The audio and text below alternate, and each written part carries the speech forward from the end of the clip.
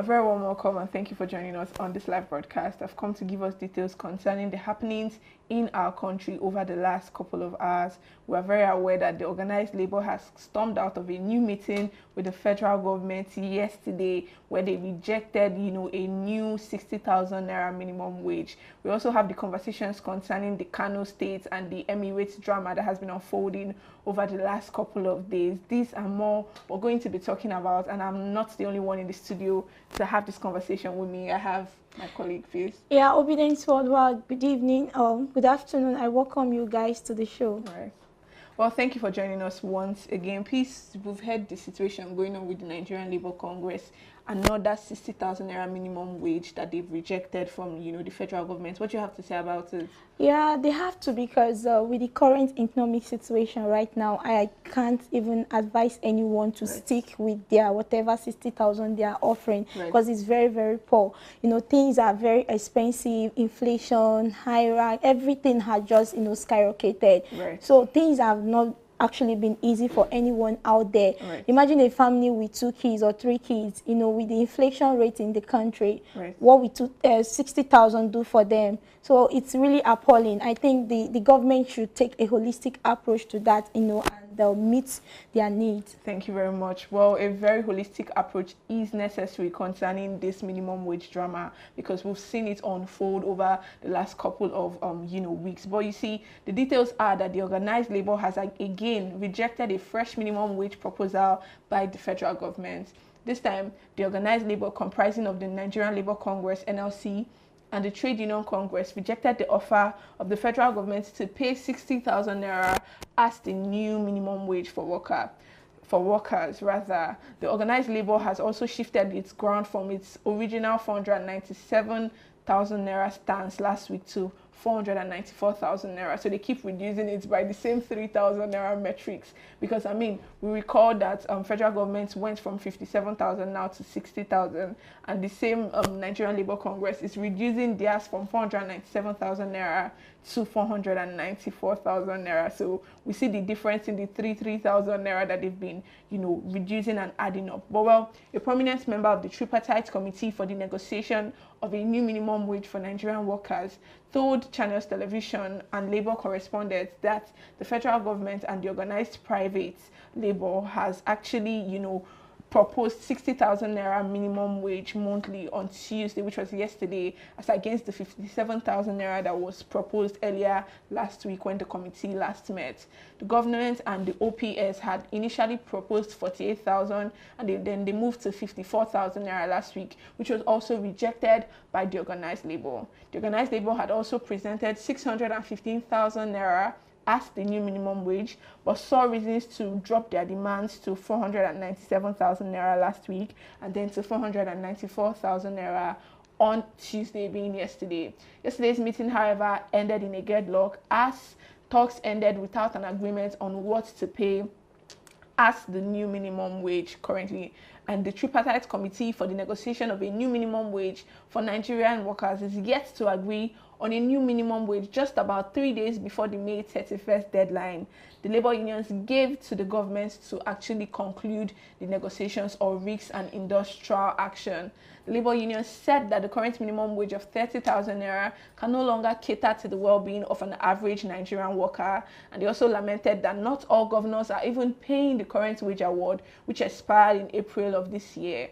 5 years later, after the Minimum Wage Act of 2019 was signed by the former President Muhammadu Buhari, the act should be reviewed every 5 years to meet up with contemporary economic demands of workers. And particularly, this is what has been going on concerning the minimum wage. And the NLC and the TUC, alongside the federal government, have been unable to arrive at a mutual understanding concerning what is going to be the overall take-home pay of Nigerian workers. But that's as much reports as we can take concerning the NLC and the minimum wage. But we're going to make fresh reports available to you as new news is actually made available to us. Well, moving on, we have the drama that has been unfolding in Kano State concerning the Kano Emirate, saying that the new governor of Kano State, in the person of Yusuf, had actually reinstated Sanusi Lamido Sanusi II to become the new Emir of Kano. Well, following this development, a federal high court sitting in Kano State has ordered the police to evict the reinstated Emir of Kano, Mohammed Sanusi II, from the Emir's palace in Kofa-Kudu area of the Kano Metropolis of Kano State. Ruling on an ex parte motion filed by the deposed Emir of Kano, Aminu Bayero, on Tuesday, the court presided over by Justice S.A. Amobeda also ordered the police to ensure that all rights and privileges due to the former Emir being Emir Bayero were given to him.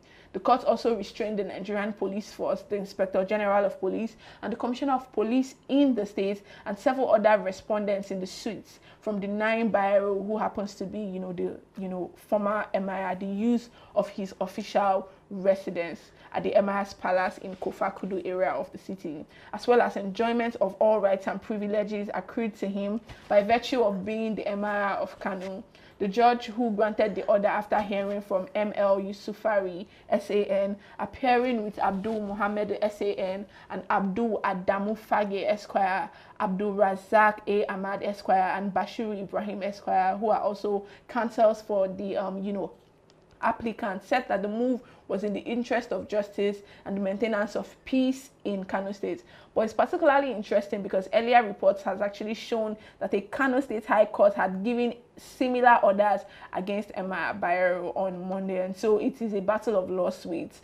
There's a lawsuit against Ado Bayero, who happens to be the former, Emir of Kano, and there's also, a lawsuit that is actually trying or seeking to stop the reinstatement of Sanusi Muhammad, who happens to be the current Emir, as reinstated by the governor of Kano State. What do you have to say about this legal drama that has been going on? The drama done too much, but wait till I go fit up be say if the court order they genuine and wait till they talk they legal, I think the man should just vacate. Right. Yes, may vacate, and they should just go with the order. Okay, well, we can't particularly go with the order because, this person, the current sitting governor, actually has already given the law. He actually removed the 5 Emirates that was divided by the former governor of Kano State in the person of Abdullahi Ganduje. But that's really a conversation for another time, particularly. Well, they talk of that one. Even the governor said today, they talk, say, make people stop protest. Oh, seriously? Yeah, now waiting talk. Now today in they talk that one, say make they stop the protest. And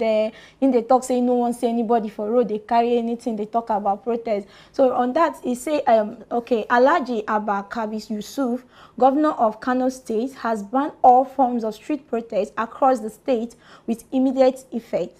The ban came on the heels of an intelligence report about a prominent figure from the opposition party in state who sponsors student associations and political agitators from the other northwestern state, incite chaos under the guise of advocating for the dethroned Emir of Kano, Aminu Ado Bayero. This was contained in a statement issued by the governor's spokesperson, Sanusi Batu Dawanke Tofa, on Wednesday. By virtue of his position, the governor has directed the police, the Directorate of State Security Services, and Nigeria Security and Civil Defense Corps to apprehend, detain, and prosecute any individual or group partaking in demonstration on the streets of Kano. This decisive action is a primitive strategy aimed at averting any potential breakdown of law and order orchestrated by adversaries of the state. We are privy to credible intelligence indicating that certain prominent figures from the opposition party in Kano have devised plans to sponsor student associations and political agitators from other northwestern states to incite chaos under the guise of advocating for the dethroned Emir of Kano, Aminu Ado Bayero. And the state government has explicitly outlawed protests, demonstrations, or processions of any kind, and individuals found on the streets of Kano engaging in such activities will be promptly apprehended. Through this declaration, we caution student groups against being manipulated by troublemakers who are resolute in fomenting disorder in Kano. The governor urged all citizens of the state to carry on with their normal activities as the state retains its tranquility, and the government will persist in vigilant oversight of the situation to promptly address any individuals or factions trying to undermine the relative peace that state presently enjoys. Well, we've heard from them particularly because, I mean, he has banned every form of demonstrations or any form of public protest, because we recall that after he reinstated, you know, Mohammed the Sanusi II as, you know, the Emir of Kano, we had reports of people coming out to protest, people who were loyal to the dethroned Emir, who is Ado Bayero, and coming out to say we want Ado Bayero back and all of that. So what does this basically entail? Because we see that he has literally told everybody, I don't want to see anybody on the street again protesting anything. That's very, very bad, to be sincere. If they say maybe no come protest, like what does that? Because what I see here is violation of human rights. You get, because the constitution itself stated in section 29, 39 and 37 to 40, where it was stating that everybody have freedom of speech, freedom of right, freedom to protest. So protesting, it's not a privilege, it's a right. So these people, this is what they want. I think he should prioritize the citizen voices and give them what they want. Well, basically, I think it's about, because, you know, the report stated that these protests are being hijacked or being sponsored by people who have ill intentions. Because I don't really think what he's trying to do is to say people should not protest. He's just trying to say that there are certain people who are hiding under the guise of protesting for the reinstatement of the you know, dethroned Emir, who is you know, Aminu Ado Bayero, right? He's just saying that those people are hiding behind this particular thing to perpetrate evil, and so he's saying, for the meantime, I don't want to see any protest. So I don't really think it's really about him trying to maim them or say, you know, disregard their rights particularly. He's just saying we're going to make sure that these people are not being used as a tool for anything political and all of that. All right, I think they should adhere to that. Okay, basically, well, that is particularly as much as we can take concerning the Kano Emirate tussle and the drama unfolding in Kano State. But I mean, we're going to bring more reports as they are made available to us concerning this. Well, today is May 29th, being the you know, 1-year anniversary of the Tinubu-led administration, and there is a lot that people have to say, a lot of reactions even on the internet. But before I even, you know, talk about his scorecard or what we have to say concerning what he has done or has not achieved within the first year of his presidency, peace, today marks 1 year of Tinubu being our president and sitting in Aso Rock. What do you have to say? Like, if you were asked to score him particularly, what were you going to say? To score him, it's been a horrible year. Oh, wow. Yeah, for most Nigerians. Everybody can attest to it. You and I knows what I'm talking about. It's been a year of economic struggle, a year of inflation, high in prices of goods. Everything has skyrocketed. You know, everything has just gone off the rail. People are lamenting, people are struggling. It's been a year of insecurity, a year of laments, a year of anguish, a year of pain, a year of killings, banditry, kidnapping. Nothing is easy in this country. A year of starvation. You know, the poor keeps getting poorer, the rich keeps getting richer, and you know, a lot of things are happening. It's been a year of corruption, a year of tales. You know, you just keep hearing stories here and there. A year of misinformation. You know, people keeps dying, people not getting enough medical care. You know, I have something to say concerning the misinformation particularly. Because, you know, the fact that even coming from the presidency and the fact that his media, you know, respondents concerning things of information, especially by Onanuga, for 1 year, we've actually watched this man keep lying to Nigerians and the propaganda particularly. So above every other strife and everything Nigerians are facing, and the fact that we have Naira, you know, depreciating every day, it is just particularly sad. We've seen Muhammad Buhari, who actually took to his Twitter handle, his X handle, to give a sort of formal statement on Tinubu's 1 year in office, and a lot of replies through this. I'm not going to take this, right, because I think it is a slap to Nigerians particularly, because the fact is that he was part of the reasons why Nigeria deteriorated to this point, right? And so he literally did the most and handed it over to Tinubu to, you know, bury you know, the corpse that he already laid, which is Nigeria.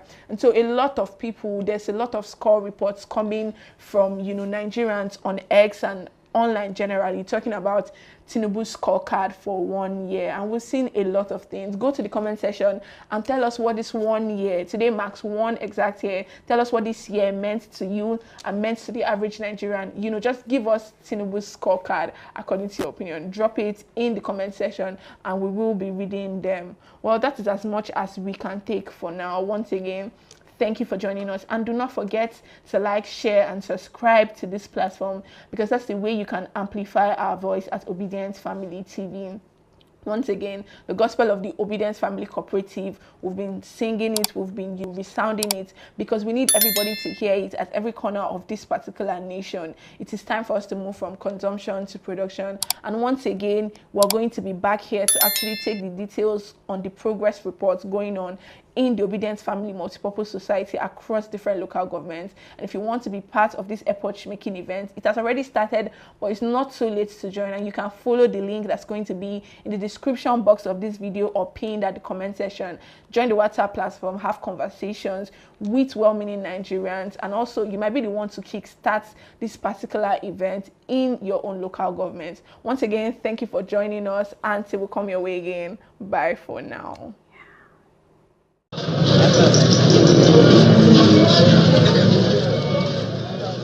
It's been 5 days since the resolution of the additional emirates created by former Governor Abdullahi Ganduje of Kano State and the subsequent reinstatement of Muhammadu Sanusi II as the new emir. Since then, the ancient city of Kano has witnessed a number of protests, some in support of the reinstated emir, while others support the 15th emir Aminu Ado Bayero. It appears, however, that the battle has now moved to the courts as conflicting orders from the federal and state high courts have emerged. The federal high court, presided over by Justice S.A. Amobeda, issued an order for the eviction of Emir Muhammadu Sanusi II from the Ofar Kudu Palace, reinforcing the authority of the 15th Emir of Kano, Aminu Ado Bayero. On the other hand, the Kano State High Court, under the jurisdiction of Honorable Justice Amina Adamu Aliyu, issued an injunction to protect Muhammadu Sanusi and other key figures from potential harassment by the state authorities. In another ruling, Justice S.A. Amobeda issued an order of interim injunction restraining the Inspector General of Police, the Kano State Commissioner of Police, and the Department of State Service from arresting Alhaji Aminu Ado Bayero. Meanwhile, youth and students marched to the residence of the Emir at Nasarawa, calling on the Kano government not to force Aminu Ado Bayero out of the palace, which, according to them, may disturb the peace in the state.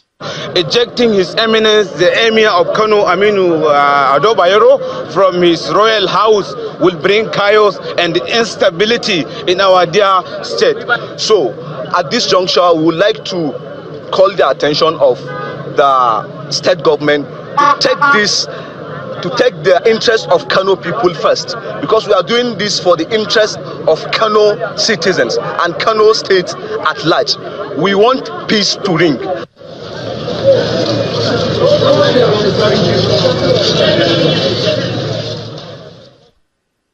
The Ofar Kudu Emir's palace, where Muhammadu Sanusi II is residing, remains busy with people coming in and out.